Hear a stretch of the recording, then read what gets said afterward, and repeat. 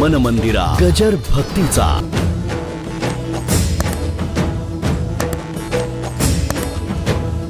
देव तसा प्रसन्न होत नाही, गुरुच्या मुखातून यावं लागतं.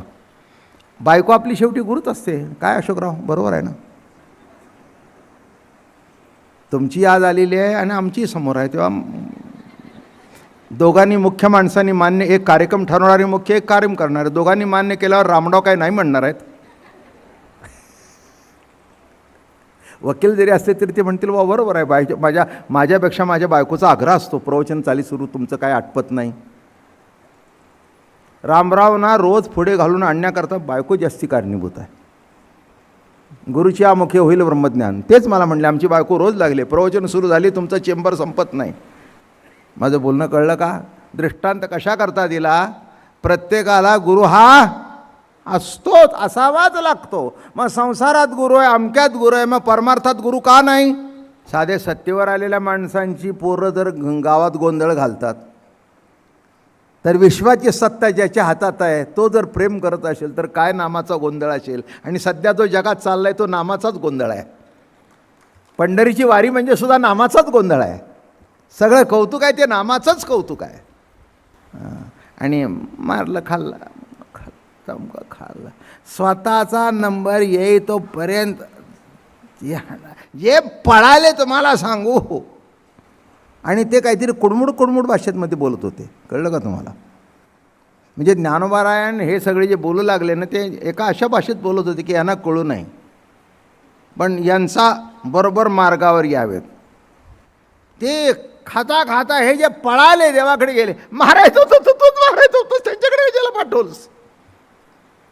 ते म्हणले बाबा एक म्हण आहे जुनी, सोनाराने कान टोचावा. तसं नामे हां, मी सांगून तुला कळणार नाही, सोनाराने कान टोचला पाहिजे. मग सांग कोणाकडे जाऊ? जा म्हणे त्या औंड्या नागनाथाला, खेचर स्वामीकडे. आहे का नाही? आता खेचराला अनुग्रह ज्ञानेश्वर महाराजांचा, कळलं का तुम्हाला? लिंक कशी आली? खेचराला अनुग्रह कोणाचा? हां, विसोबा साटी त्याचं नाव. ओरिजिनल नाव काय? विसोबा साटी. ते मडकं मागायला गेल्याबरोबर मुस्काडीच मारली मुक्ताबाईच्या. ज्ञानोबारायाला इतका क्रोध आवरे ना, त्यांनी आपली पाठ तापवली, योगाचं सामर्थ्य मांडे भाजण्याकरता केलं. आणि काय तुम्हाला सांगू, त्या संपूर्ण आळीमध्ये असा वास सुटला मांड्याचा. ते म्हणले मी तर मडकं दिलं नाही, वास कसा येतोय? डोकावलं त्याने, आ केलं. अरे बापरे म्हणले, पाठ तापवली, तोंडातून अग्नी बाहेर पडतोय. साक्षात्कार झाला. आणि जेवल्यानंतर आले आणि पानातलं खरकटं चाटू लागले. मग ज्ञानोबाराय म्हणले काय खेचरासारखं पान चाटतोयस? तिथून विसोबा खेचर झाले. विसोबा चाटीचे विसोबा खेचर झाले. ते माऊलीचे शिष्य. आणि यांना पुन्हा शिष्यत्व कोणाचं प्राप्त झालं? खेचर स्वामीचं. बघा लिंक कशी आली. आले कसे तरी बाहेर पडले. देवा तूच गुरु का होत नाहीस? आई जरी मास्तरीण असली तरी ती आपल्या मुलांना शिकवू शकत नाही. त्याच्याकरता तिला बाहेरचीच पगार देऊन मास्तरीण ठेवावी लागते. हे माझ्या माहितीची प्रकरणं आहेत बरीचशी. म्हणजे हिच्याकडे मुलं शिकायला येतात आणि हिचा मुलगा दुसरीकडे जातो. कारण हा शिकतच नाही. शिकवायच्या वेळेला तिच्या मांडीवर जाऊन बसतो, चष्मा काढतो, केस ओढतो, केसातल्या पिण्या काढतो, एक नाही 12 भानगडी करतो. दुसऱ्याची मुलं लांब बसतात. मग अशाला कुठे पाठवायला पाहिजे? तसं नामाला मी सांगून कळणार नाही, तो तिकडेच गेला पाहिजे. पण परंपरा अशी आली, पुन्हा तीच परंपरा आली. गोष्ट माहिती आहे, पण आजचा दिवस नामदेवरायाचा आहे. त्यांचं स्मरण करावं म्हणजे आपल्यातसुद्धा नाम तितक्या आवडीने प्रगट होईल, त्यांचा आशीर्वाद मिळेल आपल्याला. नामदेवराया जरी ज्ञानोबाराया पाया असले तर त्या पाया रचण्यामध्ये नामदेव महाराजांचा तितकाच वाटा आहे. गुमानपर्यंत गेले, गुमानपर्यंत. नामदेव महाराज आणि ज्ञानेश्वर महाराज गुमानपर्यंत गेले वारकरी संप्रदायाचा प्रचार करण्याकरता. सगळ्यामध्ये मार्क चांगले, पण गणितात बाउंड्रीवर पास. त्यामुळे नंबर उकला. काय प्रत्येकामध्ये 90 मार्क 92 मार्क, आणि गणित आले की ते त्याला जमायचं नाही. तेव्हा काही मुलांना मराठीचा पेपर जमत नाही, इंग्रजीचा जमत नाही. कॅल्क्युलेशन ते बरोबर करतात, पण लिखाण लिहायचं म्हटलं की अवघड जातं, मग तिथे कमी पडतात. तसं नामदेवराय सर्व ठिकाणी बरोबर होते, पण देव फक्त पंढरीतच आहे, विटेवरच आहे. इथे थोडंसं कुठेतरी मागे सरल्यासारखं होत होतं. आणि म्हणून अधूनमधून म्हणायचं, नामा भजन गोड, पण नामा गुरु कर बरं का. मला काय गुरु करायची गरज आहे? गुरु केल्यानंतर तुझ्याकडे जाणणार ना, तू तर अगोदरच भेटलाय. बरोबर आहे, तेरी काही चुकीची नाही. गुरु कशा करता? देव भेटण्याकरता. मग देव भेटूनच आहे आणि माझी वाट पाहतोय, तर त्याच्याकरता अजून हा मधल्याची एजंट कशाला? नाही, काय गुरुची गरज आहे काय? नामदेवराय देव म्हणायचे, नामा वेळ येईल तुला कळेल. आत्ता माझं बोलणं तुला पटत नाही, पण पुढे कळेल. ज्ञानेश्वर महाराज, निवृत्तीनाथ, सोपान काका, गोरोबा काका हे सगळे पंढरपूरला वारीला आले. वारीला आल्यानंतर नामदेवराय त्यांना भेटायला, पांडुरंगाने सांगितलं, अरे एवढी मोठी संत मंडळी आली, जरा नामा भेटून ये. हे असेच गेले.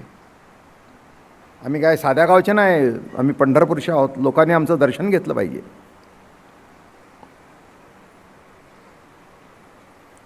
मान्य आहे ना, आम्ही कुठे अमान्य करतो? आमचं दर्शन घेतलं पाहिजे असे जाऊन. आणि त्यातल्या त्यात काय झालं, नामदेव आल्याबरोबर पहिल्यांदा निवृत्तीनाथाने डोकं टेकलं. आता निवृत्तीनाथाने टेकल्यानंतर माऊलीने टेकल्यावर सोपानदेवाने टेकलं, आजूबाजूच्या संतांनी पाया पडलं, मुक्ताबाई अशीच बसली.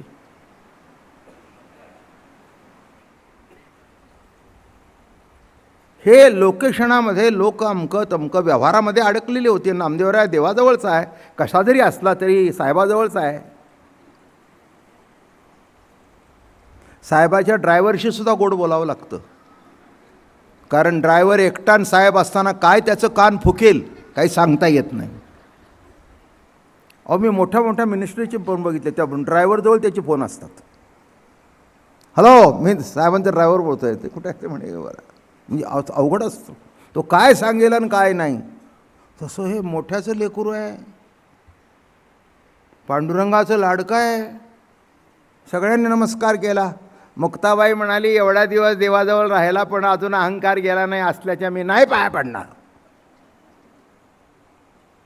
ते म्हणाले, हे असे वागले नाही का? ती मुक्त होती, ती कोणाचाच अडकलेली नव्हती. ती मुक्त होती, ती कोणाचा काय म्हणायचं ते म्हण, जा सांग काय सांगायचं ते. काय आश्चर्य आहे. इतक्या दिवस देवाजवळ राहिला पण अहंकार गेला नाही, मी नाही पाया पडणार त्याच्या.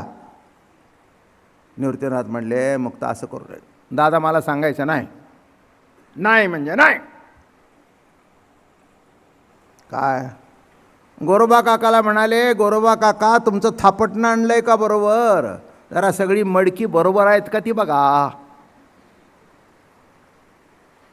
काय करता? अहो, देवाने पाठवलं होतं ते मडकं कच्चं का बघायला.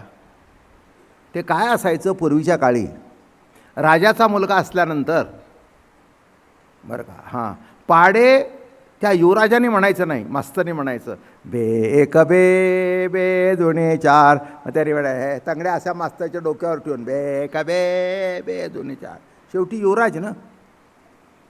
मग कुणी म्हणाले, अहो तुम्ही म्हणताय. अहो म्हणले, त्यांनी म्हणू दे नाही तर न म्हणू दे, आम्ही म्हणायचं त्यांच्या कानात शिरेल तेवढे शिरेल, नाही शिरेल तर नाही शिरेल. युवराज आहे.